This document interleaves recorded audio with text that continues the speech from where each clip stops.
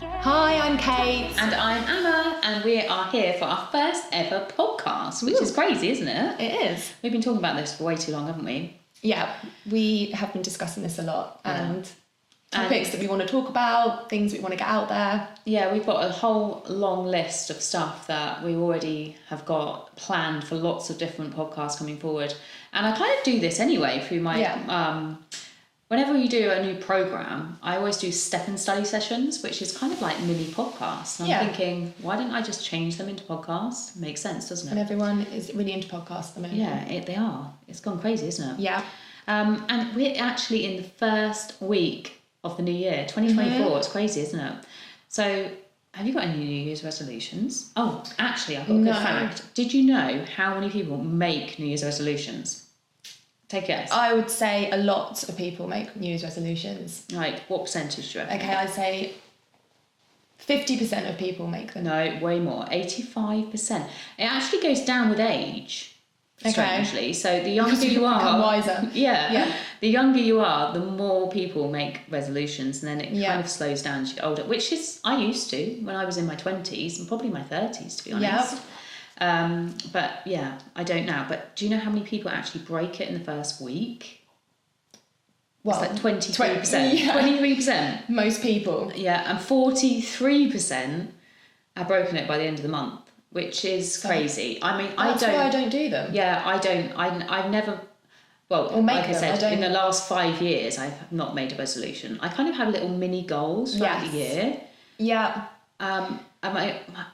I'm on a WhatsApp group with my sisters, and they're all doing... I think if I was to go back through every January in the last 10 years, they've all made a New Year's resolution to go on Weight Watchers or Slimming World and lose weight. And I bet you if I went back to every January, it's all the same. They're posting on this group about all these photographs and how many points they've got and stuff like that. And it lasts for about 3 weeks. And it does. Just goes back to their normal habits. I don't think it ever gone past January, which is crazy. So, I feel like I like to make, I think I was saying to you the other day, like more of a promise to myself. Like I try and think of something that I don't want to make like a resolution because I don't think I'll stick to them, but it's just little promises to myself and little, like goals and small things that I can achieve that I know I will hopefully achieve. So this year I've said to myself, I need to be kinder to myself. Yeah, all about the self-love. I'm loving that. I started doing that towards the end of last year. Yeah. And it does make a massive difference. It does. You know, actually getting out of bed and looking in the mirror, instead of going, oh my God, what a state, go, oh my God, don't I look great? Don't I look beautiful?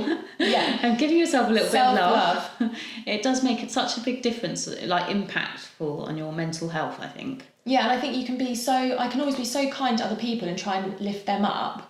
And in my internal voice I'll be being, horrible to myself and telling myself, oh, why did you do that? Why did that happen? You shouldn't have done that. Why haven't you got time for that? Why haven't you been the best version of yourself all day long? Yeah. And as a mum, sometimes like things come up and you think, why haven't I done that today? That wasn't the best version of me.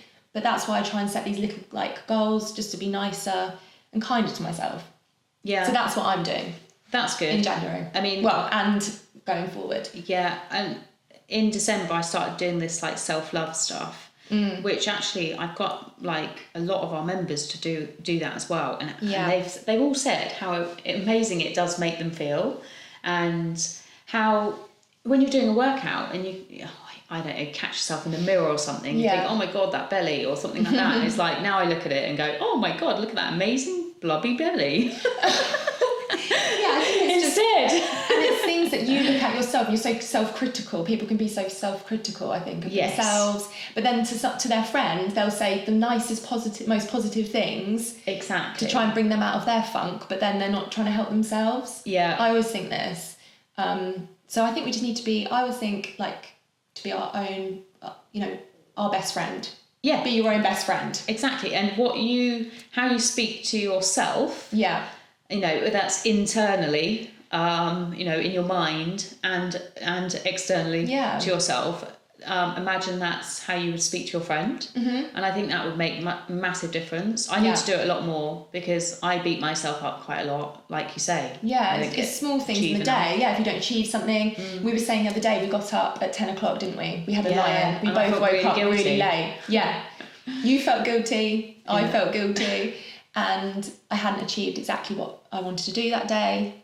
But the old me would have said, oh, Kate, why have you done that? And really, like, giving myself a hard time. But the new Kate was like, no, I deserve a lie-in. Exactly. So it's all more self-love. I think everyone needs to be doing more self-love. Yeah. And also, it's not really a New Year's resolution because, as we've said, don't really do New Year's resolutions because why start? It's like saying, oh, I'm going to start on Monday.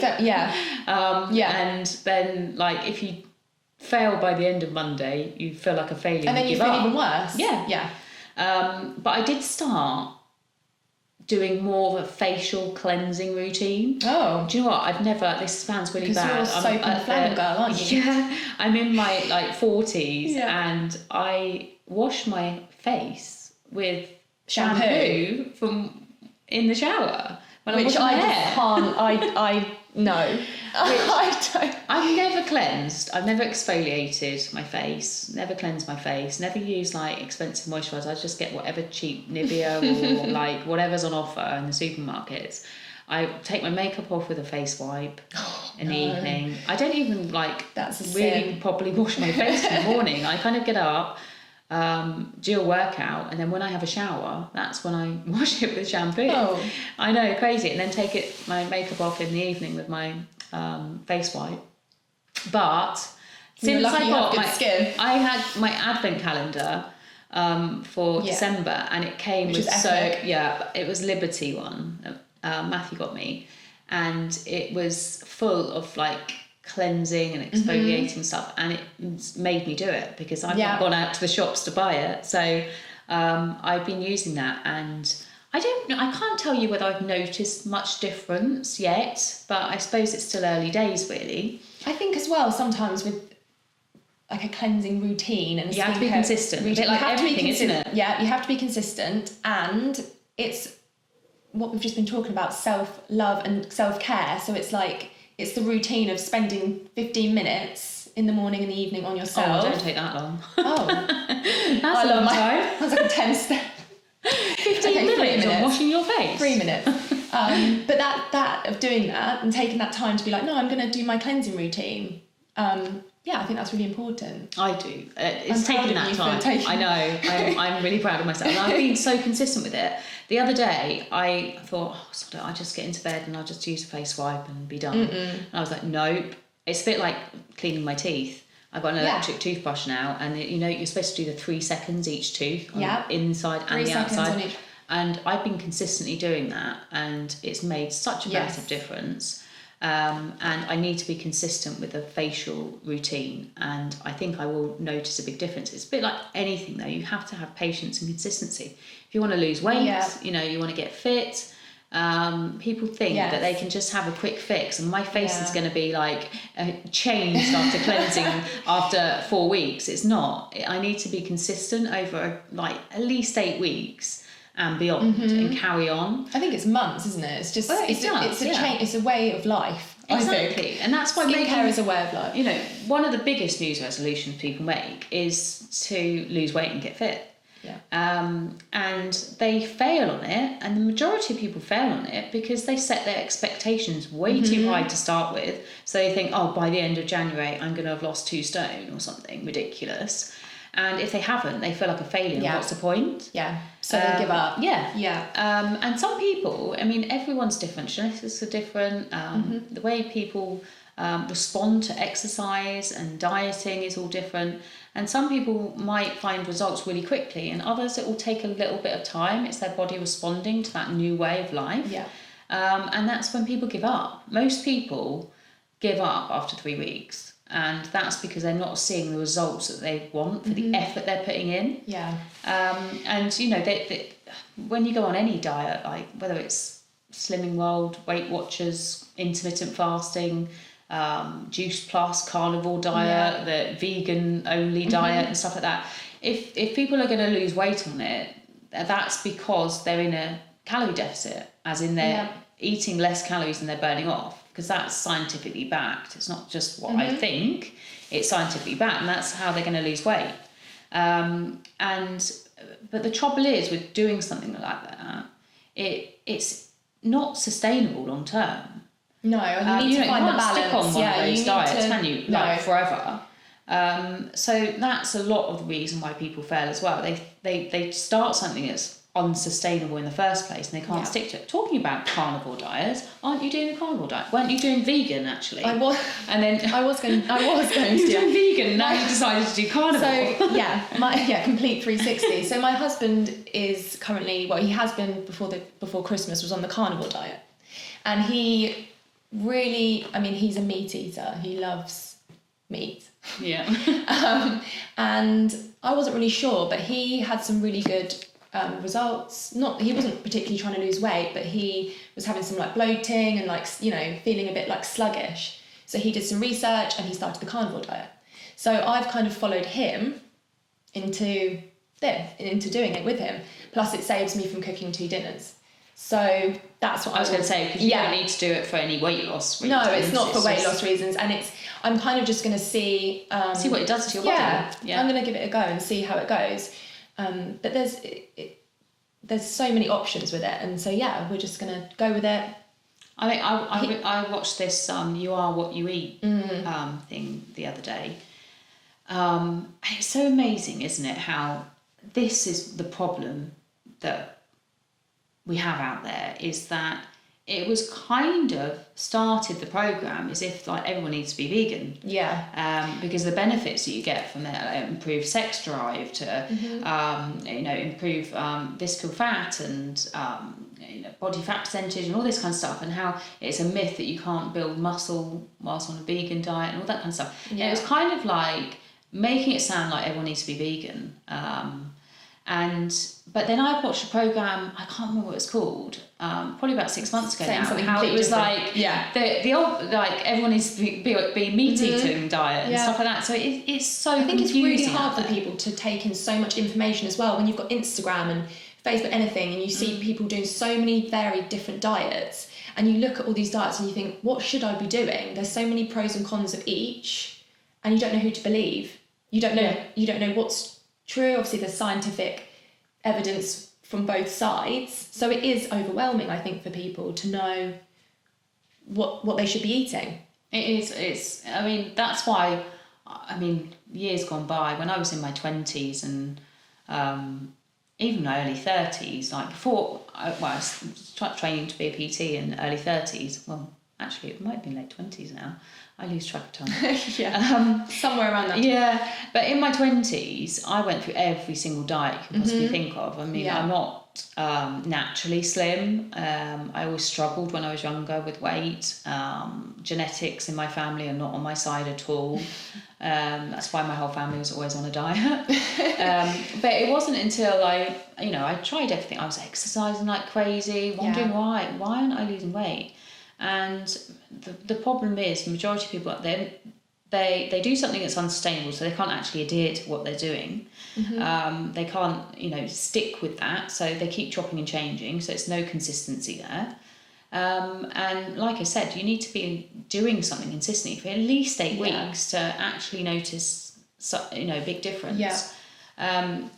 And I used to try all different types of diets and exercise like crazy. But really what I was doing was I was eating back the calories burned. And I used to freak out if I didn't work out. I used to literally, like, if I didn't do a workout every day and do a crazy amount of steps and all that kind of stuff, I used to think I'm going to get fat. Yeah. And actually it was, I must have been about 27. I ended up in hospital with a kidney infection and I had sepsis. And I ended up in hospital for 10 days. And I'm not joking you, from the age of about 14 to 27, I don't think I had 1 day off exercise, because I used to freak out if I didn't exercise. Worry. And I used to do sit-ups every night before bed, and I used to think the more I did, the more I must lose weight. It became an unhealthy obsession, And honestly, if I had 1 day off, I used to literally God, I need to, if I was going anywhere, I'd be like, well, I need to get up at 3 a.m. to be able to work out first.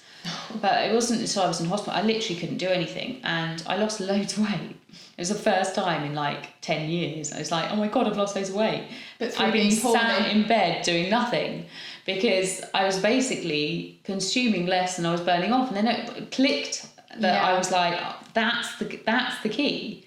If you want to lose weight, you just have to eat less than you're burning off. And I changed from there. I came out and I got onto a more sustainable program. I just, sorted out my diet, as in I just ate a little bit more. I exercised a little bit more. Exercised a little bit more, a little bit less than what I was doing before. Just more something that I knew I could sustain. That was, 3 to 5 days a week rather than every day. And then, eating a normal, balanced, healthy diet, but just less of it. Yeah. And I stopped doing more balance, diets. isn't it? Like we've said so many times about everything, it's just the balance. And I'd never say to anyone, oh, like, Kate, you're stupid for doing the carnivore diet, because I do get reasons for doing it. And I've gone through phases where I'm like, I want to try that just to see what it's like. And it's good that you're doing that. To see how it affects my gut health. Definitely. More so than anything else. And I think it's... I used to try different things so that I can research that and then advise people on like these. Yes, it was great when I went on intermittent fasting, but I couldn't sustain it. So if you can sustain it, then great. And that's the key here. If you do want to get, you do want to get fit and you do want to lose weight, you've got to think, am I going to be able to stick to that long term? Yeah. And if the answer is no, are you going to have to break it if you go out for dinner, for instance? Because people get stressed about going out for social situations if they can't. And that has a massive impact on your mental health as well. It's like, I can't socialise because I'm on a diet, or I can't socialise because I'm on dry jam. And then that just becomes a stressful situation, and then you're more likely to fail. Yeah. So. Yeah, I think it's important. I think it's hard for people though to find the thing that sometimes, that works for them. I think sometimes people do loads of different diets, like we said before, and then if something's not working, they chop and change.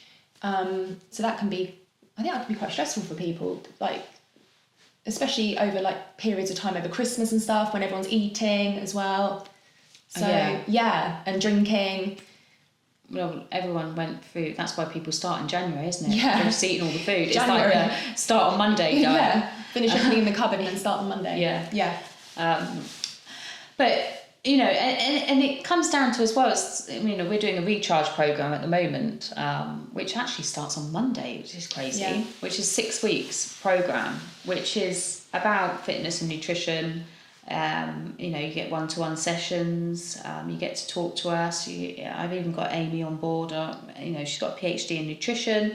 If people want to chat to her as well. So much information, And it's worth hundreds and hundreds of pounds, and we're actually doing it for very little money. £125. We've got an offer, haven't we? We've got a certain amount of spaces, which is running out for it to do.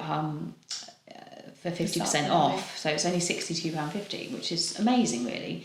But for £62.50 of what you get for 6 weeks, one-to-ones, all that nutrition, daily classes. We're doing three classes a day. Yeah. So and there's loads of choice. We have 5 days a week. Strength-based workout, a cardio-based workout, a short express-based workout, all fresh. We've started filming this week, but it's all just filmed a day ahead. But the thing is, for such a small amount of money, for, what is it, 10 quid a week? £10 a week. That's it. It's like 2 coffees. Yeah. But it's the amount of people that say, oh, no, I can't afford it. And it's like, while you're sitting there while they've got a cappuccino or something like that.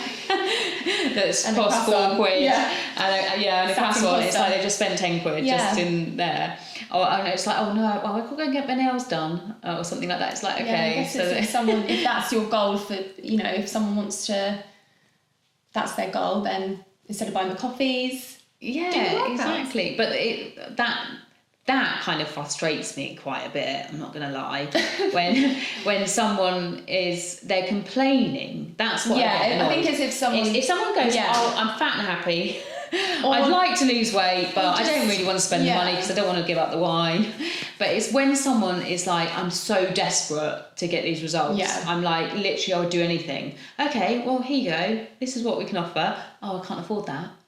When they go and drink, buy a bottle of Oyster Bay on a Friday night for 10 quid. And it's like, okay, but so you're not really desperate. So I'd rather them just say, do you know what, I don't want it that bad. I'm not going to give up buying a bottle of wine once a week or, spending money on something like... I think people have different priorities, don't they? But if it's something that they, like you said, they are consistently concerned about, worried about, then I think taking the step and signing up, I think that's the biggest thing to do.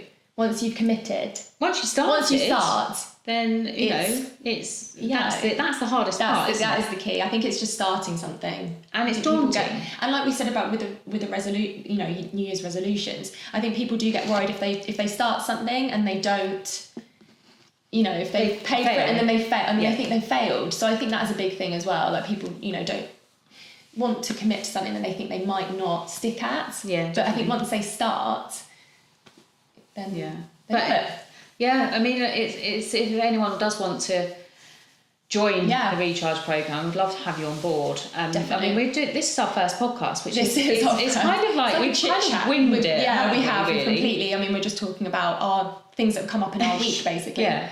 I mean, I've never voice noting about this week.